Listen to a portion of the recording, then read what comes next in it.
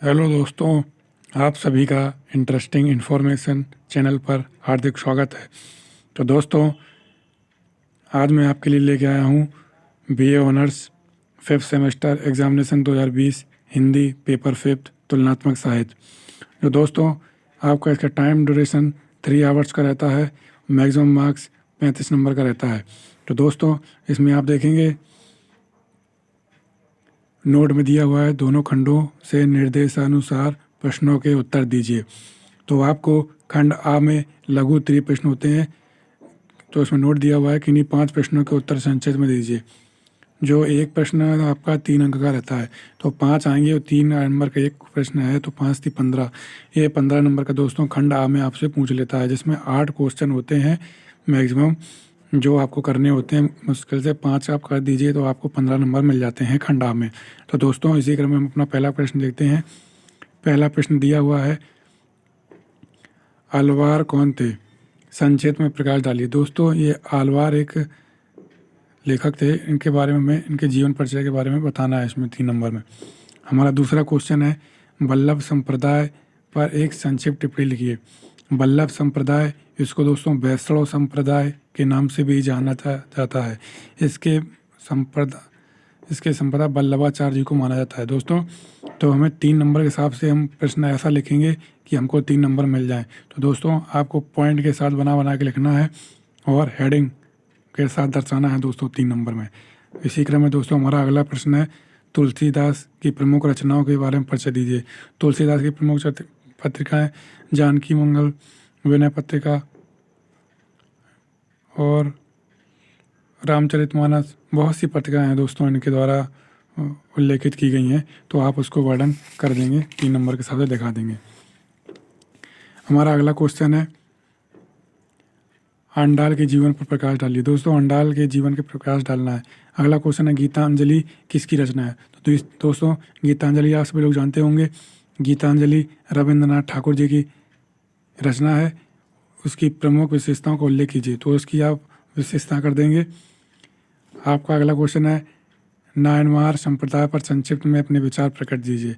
नायनमार संप्रदाय है, तो इसके बारे में आपको अपने अपने विचार, अपने आप क्या आपके सामंजस्य, आपके विचार भावना है, इसके बारे में दोस्तों आप वर्णन कर देंगे अपने हिसाब से। आपका अगला क्वेश्चन है, गौड़ीय संप्रदाय क्या है। गौड़ीय संप्रदाय वैष्णव संप्रदाय के नाम से भी जाना जाता है। तो इसको दोस्तों ऐसा लिखेंगे आपको कि 3 नंबर के हिसाब से आपको अंक मिल जाए। तो आपका ये गौड़ीय संप्रदाय पर है आपका। तो दोस्तों आपका अगला खंड आता है खंड बा। खंड बा में आपसे दीर्घ उत्तरीय प्रश्न पूछ लेता है। इसमें नोट दिया हुआ है कि 2 प्रश्नों के उत्तर दीजिए, प्रत्येक प्रश्न 10 अंकों का हो। तो इसमें 2 प्रश्न करने हैं, प्रत्येक प्रश्न 10 अंक का है, तो आपके 2 करने हैं, तो आपका 20 अंक का ये हो जाता है। परीक्षा की समय अवधि के अनुसार अगर दोस्तों आप खंड बा पहले करेंगे, दीर्घ उत्तरीय प्रश्न 2 करने से ही आपको 20 नंबर मिल जाते हैं। तो आपको समय की बचत के अनुसार आप सबसे पहले मेरे ख्याल से आप खंड बा करेंगे, तो आपके ये 20 नंबर बहुत कम समय में ये आपके पक्के हो जाते हैं। उसके बाद आप खंड आ करें, या फिर दोस्तों आप लोगों के हिसाब से आप अपना जिस खंड को पहला करना चाहें वह आपकी सामंजस्य भावना है।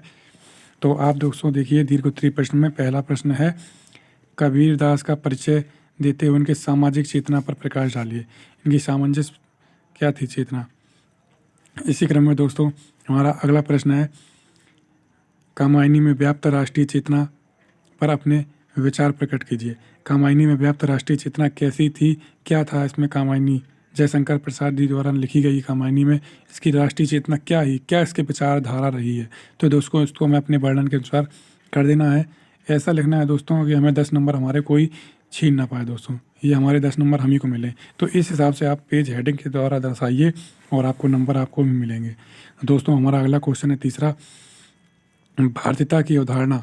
भारतीयता की अवधारणा स्पष्ट करते हुए भारतीय संस्कृति। दोस्तों भारतीयता की अवधारणा को स्पष्ट करते हुए भारतीय संस्कृति की प्रमुख विशेषताओं पर स्पष्ट कीजिए। तो हमें इसकी अवधारणा को, इसकी विशेषताओं को हेडिंग के द्वारा दिखा देनी है, पॉइंट बिंदु के दर्शाते हुए माध्यम से। दोस्तों अगला और लास्ट क्वेश्चन है हमारा, यायाति उपन्यास की विषय वस्तु पर विस्तार से अपने विचार प्रकट कीजिए। यायाति उपन्यास है, इसकी विषय वस्तु पर अपने विचार प्रकट करना है दोस्तों। तो दोस्तों आपको आज का प्रश्न पत्र कैसा लगा कमेंट के माध्यम से बताएं। दोस्तों अगर आप हमारे चैनल में नए हैं तो अभी आप हमारे चैनल को जाके सब्सक्राइब कर लें और बेल आइकन प्रेस कर दें, जिससे हमारा नोटिफिकेशन आपके पास तुरंत पहुंच जाएगा। मैं दोस्तों इसी तरह मैं आपके साथ नए नए BA ऑनर्स के लेटेस्ट क्वेश्चन पेपर लेके आया करूँगा, जो आपको परीक्षा की दृष्टि से बहुत उपयोगी लाभकारी साबित हो सकते हैं। दोस्तों ये आपको सैम्पल पेपर आपके एग्ज़ाम में उपयोगी महत्व साबित होंगे। दोस्तों इन्हीं प्रश्नों के माध्यम से आपको आपके प्रश्न पत्र पे मिल जाएंगे। जय हिंद दोस्तों।